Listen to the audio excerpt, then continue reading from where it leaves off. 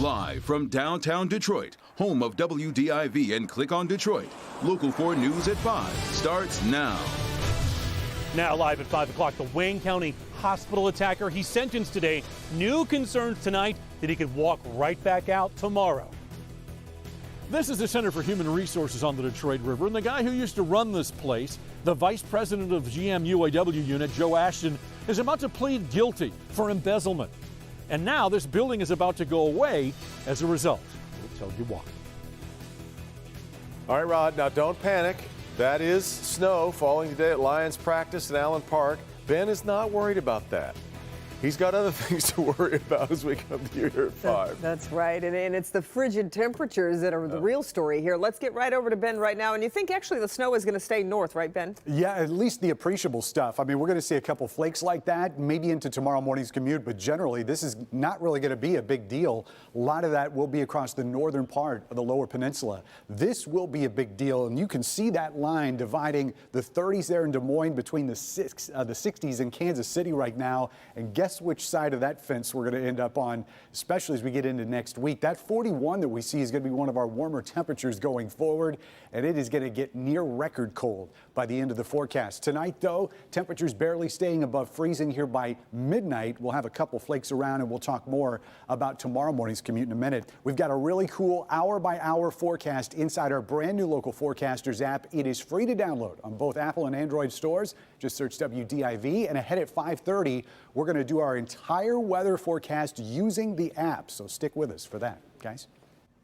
Developing right now, the highest-ranking UAW leader yet has been hit with sweeping charges in the corruption scandal. Joe Ashton charged with wire fraud and conspiracy to commit money laundering during his time as UAW General Motors vice president right after the bankruptcy. Rod Maloney following the story tonight. He's got new reaction from the head of the union. Rod.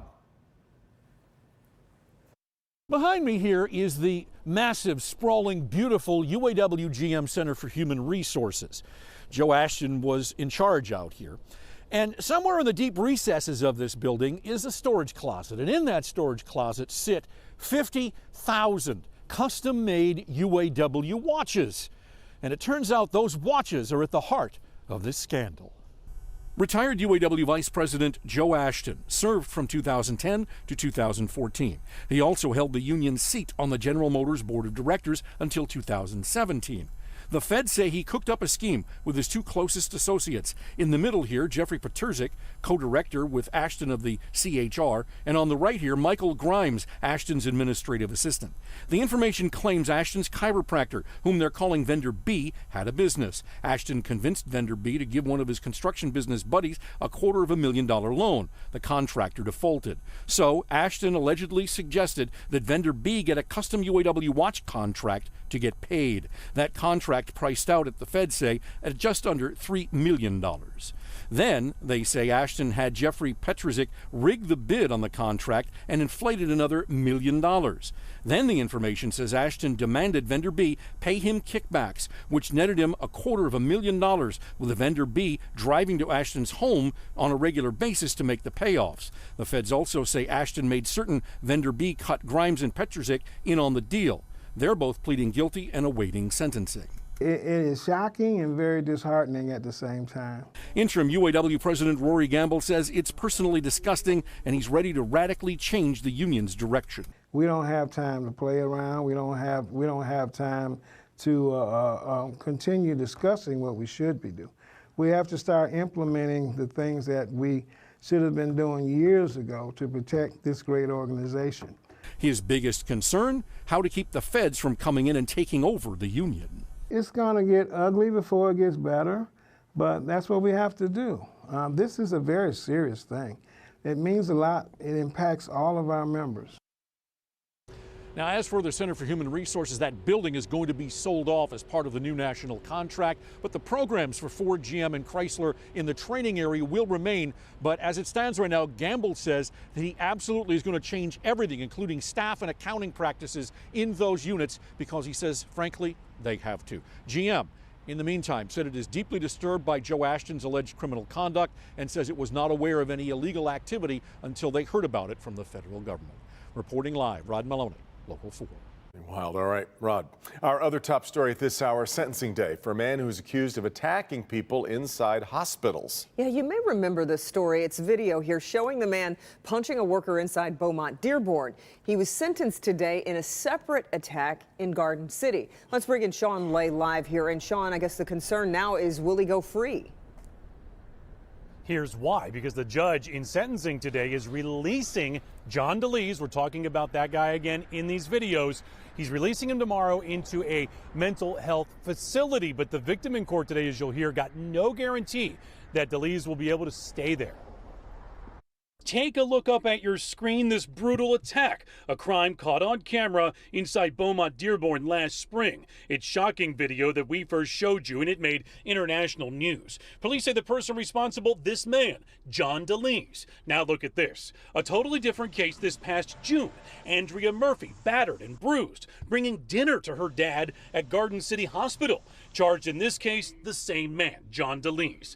Today, only Local 4 cameras are there as DeLees is sentenced in the Garden City case, facing the man that beat her, Andrea Murphy. And it wasn't easy. My whole thing was to be present to make sure that this individual does not assault anybody else, get the help that he needs with monitoring his medications, and be taken care of so he's not out on the streets assaulting and injuring himself or others. But will DeLees be free to walk into hospitals and again assault the first woman he sees? He was sentenced to a mental health care facility, and Murphy was shaken when she was told that there's no time for a tether, no guarantee he won't walk out the front door. Are you confident that he's going to stay in there, or are you worried that he's going to just walk out again? I'm worried he's going to walk out again.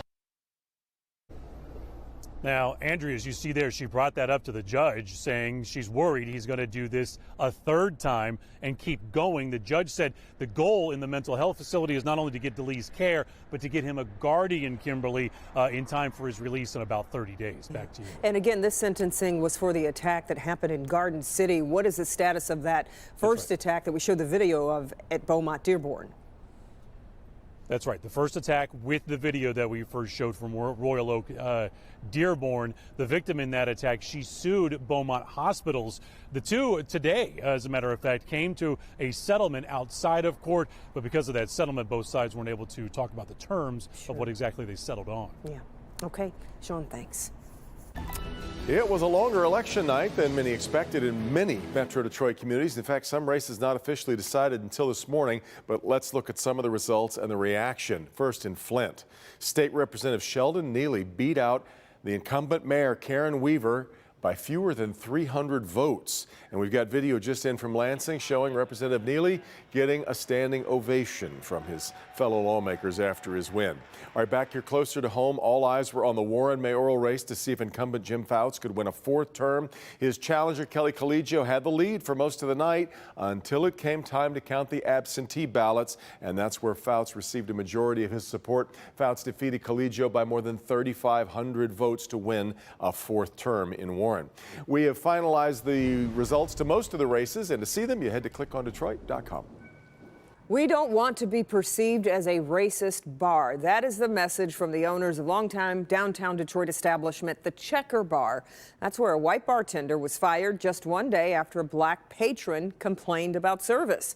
But this incident isn't being treated as a one and done. Coco McAvoy joins us live. And Coco, the bar is now opening up a larger discussion on race.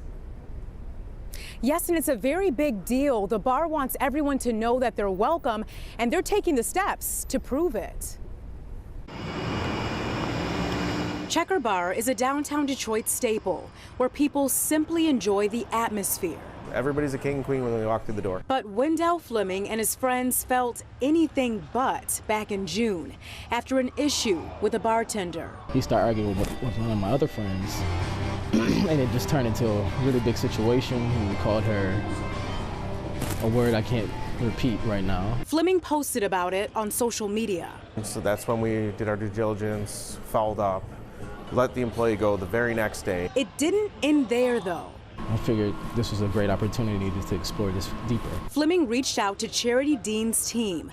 She's the director of Civil Rights, Inclusion, and Opportunity in Detroit. Wendell really said, that he wanted to have a conversation about race. And now, the bar will host a facilitated community discussion called Let's Talk About Race. This is something different, and it's really solution-oriented, so we're very excited to help. To improve race relations in the city. It's an issue that, with slight oversight, can really go too far. Fleming believes his negative experience will turn into a positive. I'm not expecting the world to change overnight, of course, but I am looking forward to everybody starting to come together. And the event is taking place November 21st from 3:30 until 5:30 in the afternoon, and the public is invited. Reporting live this afternoon, I'm Coco McAvoy, Local 4. Okay, Coco. The next step in the impeachment inquiry into President Trump is announced. Public hearings. They're going to start next week, first on November 13th and then on the 15th. Testifying the first day will be the acting U.S. ambassador to Ukraine, William Taylor, and State Department official George Kent. Much more on that, along with the new testimony that came in today, coming up here at 5:30. Well, they are crucial to those who need them, but it's getting taken advantage of. New tonight, how Lansing is working to battle against fake emotional support animals. Also, a fight for survival. A man hit at a busy and dangerous Detroit intersection. Tonight, what his mother is saying in hopes of getting the driver who just took off behind bars. Karen. She's 20 years old, autistic, and hurting herself. I think when you reach this level of severity, you need professional people there. One local mom says the state has failed her, and now she's taking her fight to Lansing. There's no experience with severely autistic adults. I'm Local 4 Defender Karen Drew. My special report coming up next.